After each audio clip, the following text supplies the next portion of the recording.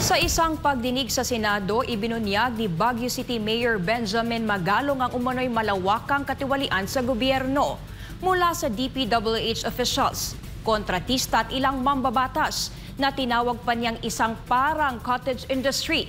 Pero matapos ang kanyang pagsisiwalat, mismong pagkakaalis niya sa Independent Commission for Infrastructure ang naging kapalit. Narito ang report ni Troy Gomez. Ano po yung mga nais nyo pong i-share rin po sa amin? Diretsahang sinabi ni Baguio City Mayor Benjamin Magalong na sa maikling panahon niya sa Independent Commission for Infrastructure o ICI, nakita na niya ang malalim na ugat ng katiwalian. I had a very brief stay with ICI. But one thing that I found out, there are actually only three players, main players yan. Yung mga korap na politiko, yung mga korap na mga bureaucrats, DPWH officials, at yung mga korap din ng mga contractors. Lahat sila korap dyan. Lahat. Anya, 5 pangunahing grupo ang sangkot sa korupsyon. Mambabatas, DPWH, mga kontratista, pati lokal na pamahalaan at komunidad. Ngunit madalas, 3 sektor na lamang ang nag-uusap. The way I see it, it has become a cottage industry, a livelihood program. No?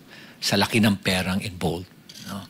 Bukod sa ghost projects, nakita rin umano ang malalaking pagkakaiba sa budget proposal kumpara sa inilalabas na pondo. Sa isang probinsya nga lang, sabi mo, isipin mo mga 50 ghost projects, 40 ghost projects. O kaya undocumented na projects, umaabot sa 9,000. Sa NEP, hingin mo, 2.5 lang sa President's budget.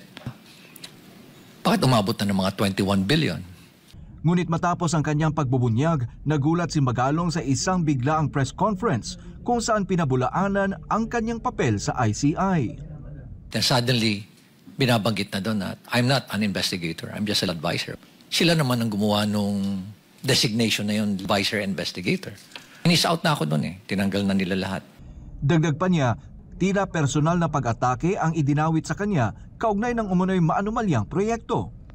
Here comes a below-the-belt naman na accusation na ay dahil merong project si Diskaya doon at maanumalyang tennis court. Ay, sobra na yan. Yun na hindi ko matake. Di ba? Parang pinapalabas mo pa na korap ako. Ay, dyan na. Mag-aaway na tayo dyan. Ano? Naniniwala si Magalong na nakaapekto ang kanyang pagbubunyag kaya't agad siyang sinibak sa pwesto. I think I struck a nerve. No? I don't like to, expound further. Basta I believe I struck a nerve or several nerves na they panic at kaya ganun ngayon nangyari. Higit pa anya sa personal na atake, nakababahala umano ang kawalan ng transparency sa ICI. One thing that I can say is that there's no transparency. Nakita namin yan ni Secretary Vince. Tinago lahat. No. And they are just so comfortable doing it. They're not afraid. Pinatamaan pa ni Magalong si dating House Appropriations Committee Chair Zaldico matapos sabihing hindi abandonment kundi sacrifice ang isyu ng anomalya. My God! Nagdakaw ka ng bayan kasi sasabihin mo it was a sacrifice on your part and it's not an abandonment. Ganyan na makababa yung standard natin sa Kongreso. Hypocrisy. At nakaka-insulto sa mentalidad natin Pilipino.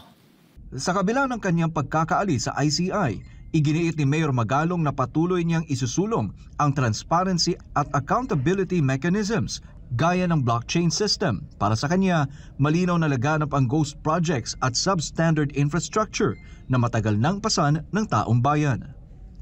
Para sa Diyos at sa Pilipinas kung mahal, Troy Gomez nag-ulat, SMNI News.